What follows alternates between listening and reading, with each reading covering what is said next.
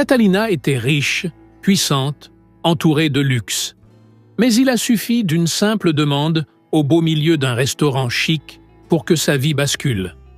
Lorsqu'un homme en haillons lui demanda les restes de son assiette, elle était loin d'imaginer que, quelques jours plus tard, elle se retrouverait à forcer l'entrée d'un hôpital pour sauver son bébé. Mais ce qui l'a le plus bouleversé, ce n'est pas ce dont il avait besoin, c'est ce qu'il portait dans le cœur. Mais avant de plonger dans cette histoire, dites-nous en commentaire d'où vous regardez cette vidéo. C'est toujours incroyable de voir jusqu'où nos récits voyagent. Catalina fixait son assiette avec peu d'enthousiasme. Le restaurant, l'un des plus huppés de la ville, arborait des lustres en cristal suspendus au plafond et des serveurs qui se déplaçaient en silence, comme si même leurs pas devaient être élégants. Elle était seule à cette grande table, comme toujours. À 40 ans, elle possédait tout ce que l'argent peut offrir, sauf l'essentiel. Ses relations passées s'étaient toutes terminées de la même façon. Des hommes attirés par sa fortune, jamais par ce qu'elle était réellement. Catalina avait renoncé à l'amour. Elle préférait une solitude honnête à une compagnie fausse. Elle porta une bouchée de saumon à sa bouche, mâchant lentement. Le goût était parfait, mais elle n'en tirait aucun plaisir. Toute sa vie ressemblait à ce plat, irréprochable, mais vide. C'est alors qu'elle entendit une voix douce derrière elle. « Excusez-moi, madame. » Catalina se retourna et vit un homme noir, grand, vêtu de vêtements usés, le regard fatigué.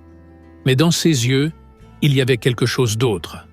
Ce n'était pas du désespoir, c'était de la dignité. « Je suis désolé de vous déranger.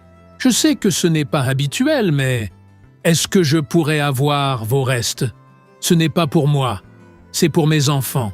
Ils sont tout petits et je n'ai rien à leur donner aujourd'hui. » Le restaurant entier sembla se figer.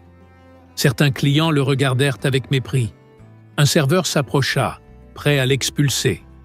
Mais Catalina leva la main pour l'en empêcher. Elle plongea son regard dans celui de l'homme et y vit quelque chose d'inattendu. Un amour pur. Il n'était pas là par choix ou par fierté. Il était là parce qu'il aimait ses enfants plus que lui-même. « Quel âge ont-ils » demanda Catalina calmement.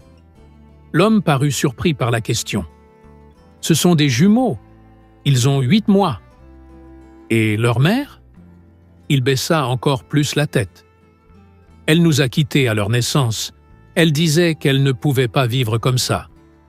Depuis, nous sommes seuls, tous les 3. » Catalina sentit un pincement au cœur. Elle fit signe au serveur de tout emballer. Son assiette, plus 3 plats complets. Le serveur hésita, mais obéit. Pendant qu'il préparait les paquets, Catalina demanda « Comment vous appelez-vous » ? « Andrés, répondit-il, encore incrédule face à ce qui se passait. « Andrés, je vais vous donner de quoi manger aujourd'hui. Mais dites-moi, où vivez-vous » Il resta silencieux un moment. Puis, d'une voix presque inaudible, il avoua « Dans une voiture abandonnée, près du parc central. » Le cœur de Catalina se mit à battre plus vite. 2 bébés vivants dans une voiture. L'image la hantait déjà. Quand la nourriture fut prête, elle lui tendit les sacs. Il la remercia tant de fois qu'elle dut lui demander d'arrêter.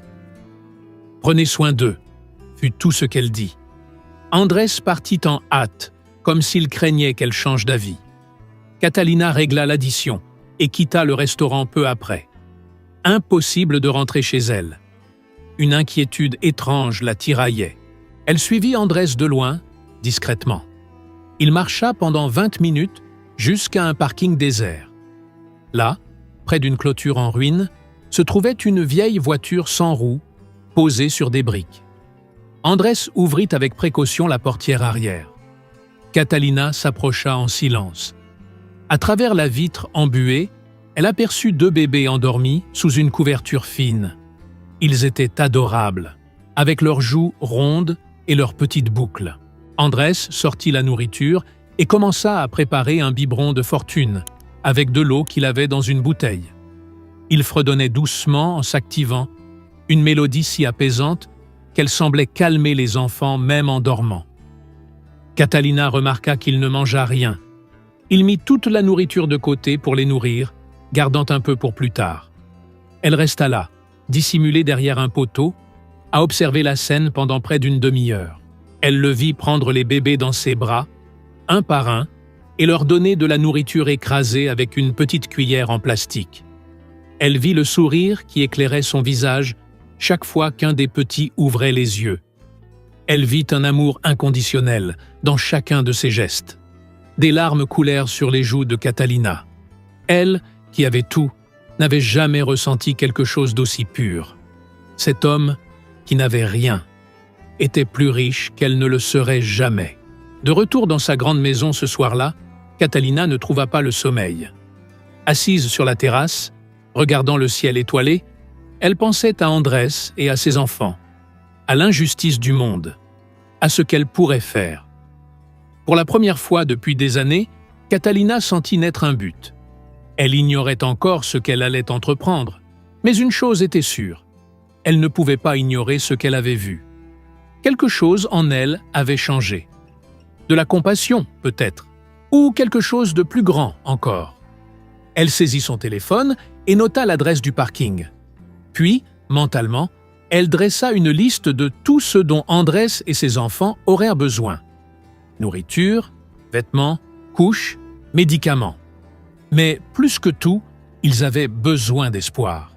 Et Catalina était bien décidée à leur en offrir. Dans les jours qui suivirent, Catalina devint une présence discrète dans la vie d'Andrés. Chaque matin, avant même le lever du soleil, elle se rendait au parking et déposait des sacs remplis de nourriture, de vêtements propres pour les bébés et de produits d'hygiène. Jamais elle ne frappait à la portière de la voiture. Elle laissait tout à côté et repartait. Andrés était perplexe. Au début, il crut à un acte de charité venu d'une église. Puis, il commença à soupçonner que c'était peut-être la femme du restaurant. Mais il n'en était pas sûr. Et même sans connaître son identité, il la remerciait chaque jour dans ses prières. Catalina observait de loin, veillant à ce que tout soit utilisé. Elle le voyait habiller les bébés avec les vêtements neufs, préparer les repas avec les produits frais, et même sourire en découvrant un petit jouet qu'elle avait glissé dans un sac.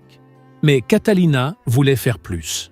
Elle prit rendez-vous chez un pédiatre privé et glissa un mot dans l'un des sacs avec l'adresse et l'heure du rendez-vous. Andrés lut le billet, hésitant. Était-ce réel? Il n'avait pas les moyens de payer une consultation. Mais ses enfants avaient besoin d'un médecin. Alors, il prit son courage à deux mains et s'y rendit. Le pédiatre examina les deux bébés et déclara qu'ils étaient en bonne santé, malgré les conditions précaires dans lesquelles ils vivaient. Andrés quitta le cabinet les larmes aux yeux, murmurant des remerciements silencieux à la personne inconnue qui veillait sur eux. Tout semblait aller mieux, jusqu'à ce qu'une nuit, l'un des bébés se mette à tousser sans s'arrêter. Andrés tenta de le calmer, mais la toux s'aggrava. L'enfant avait de la fièvre, du mal à respirer. Andrés paniqua. Il le prit dans ses bras, l'enveloppa dans une couverture et courut jusqu'à l'hôpital le plus proche. À l'accueil, la réceptionniste fronça le nez en le voyant arriver avec ses vêtements déchirés et l'odeur de sueur.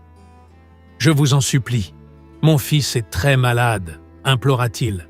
« Vous avez une mutuelle » demanda la femme.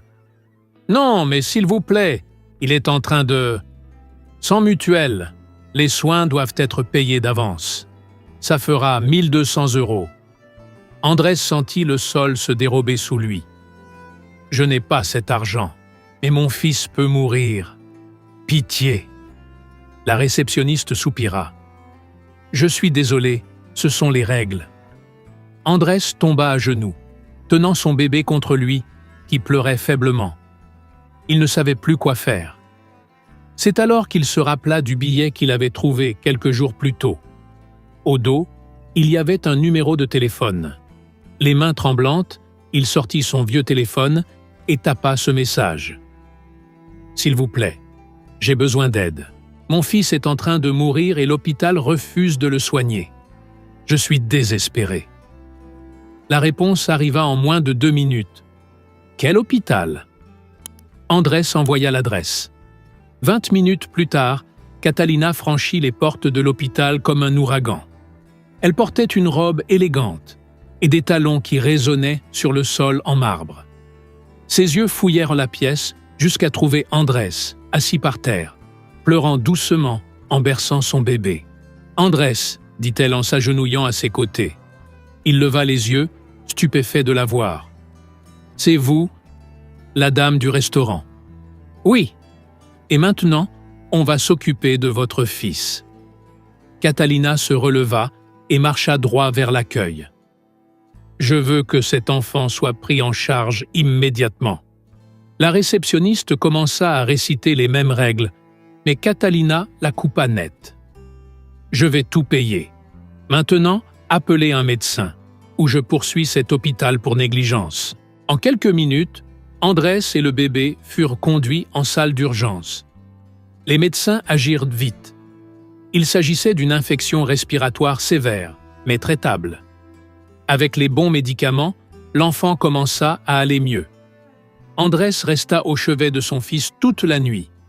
Catalina, elle, attendit dans la salle d'attente, sans fermer l'œil ni partir un seul instant.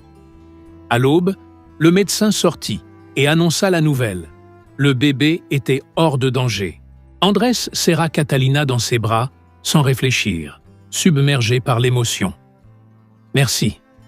Merci d'avoir sauvé mon fils. » Elle sentit la chaleur de cette étreinte et comprit qu'elle n'avait jamais été enlacée ainsi, avec une reconnaissance sincère, avec un amour pur.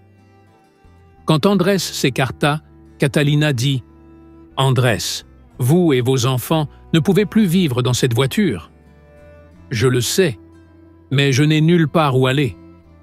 Venez vivre chez moi. » Andrés resta figé. « Quoi? Non, je ne peux pas accepter. Vous avez déjà fait tant pour nous. J'ai une immense maison vide. Il y a des chambres inoccupées.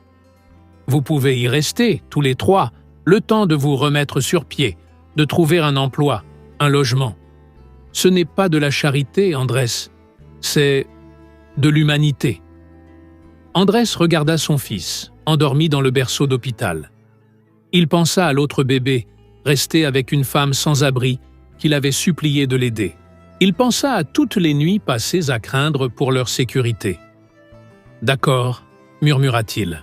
« J'accepte, mais je vous promets que je vous le rendrai un jour. » Le déménagement eut lieu dès le lendemain. Catalina envoya son chauffeur chercher Andrés et les bébés. Lorsqu'ils arrivèrent devant la demeure, Andrés resta bouche bée. Le portail en fer s'ouvrit sur un immense jardin avec des fontaines, des arbres et des fleurs partout. La maison était blanche, sur 3 étages, avec de grandes fenêtres où se reflétait la lumière du soleil. « C'est réel ?» murmura Andrés. Catalina les attendait sur le pas de la porte. « Bienvenue !» Elle leur montra la chambre qu'elle avait préparée. Elle était spacieuse, avec un grand lit, 2 berceaux neufs côte à côte et une armoire remplie de vêtements. Des jouets étaient éparpillés sur le sol et un fauteuil moelleux était placé près de la fenêtre. Andrés installa les bébés dans leur berceau avec précaution. Ils dormaient encore, bercés par le trajet en voiture.